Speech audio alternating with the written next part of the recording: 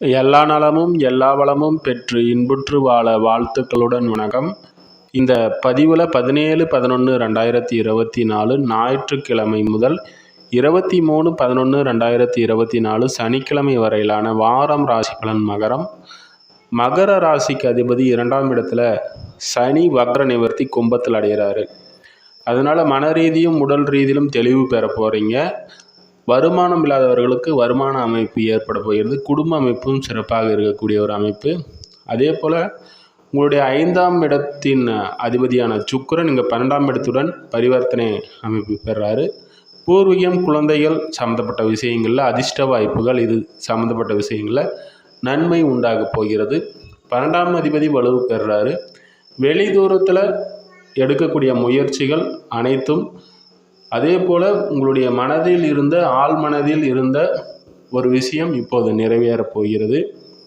புதன் லாபஸ்தானத்தில் அமர்றார். பாக்கியாதிபதி 11 அமர்ந்து குருவின் பார்வை பெறுறாரு. உடன் சூரியன் ஏறுகிறாரு. குருவின் பார்வை புதனுக்கும் சூரியனுக்கும் இருக்கிறதுனால எதிர்பாராத அதிர்ஷ்ட வாய்ப்புகள். அதே போல் இங்கே செவ்வாய் நீச்ச அமைப்பு பெற்றாலும் கூட இங்கே சந்திரன் நல்ல அமைப்பில் இருக்கிறாரு.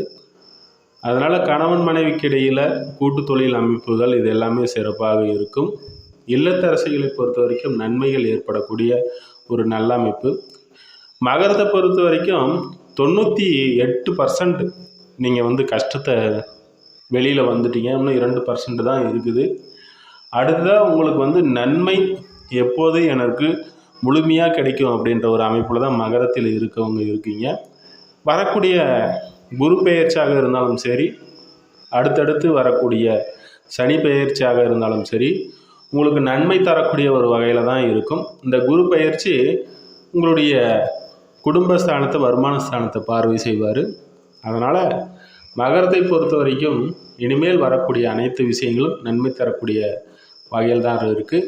இந்த வாரத்தில் முக்கியமாக உங்களுக்கு என்ன ஒரு மாற்றம் ஏற்படும்னா, உங்களுடைய உடலாலும் மனதாலும் ஒரு தெளிவான ஒரு அமைப்பு இருக்கீங்க.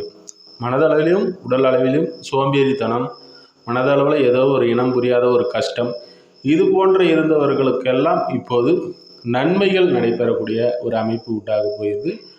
உங்களுடைய ராசியை குரு பார்க்குறாரு, இது ஒரு சிறப்பு. உங்களுடைய பாக்கிய ஸ்தானாதிபதி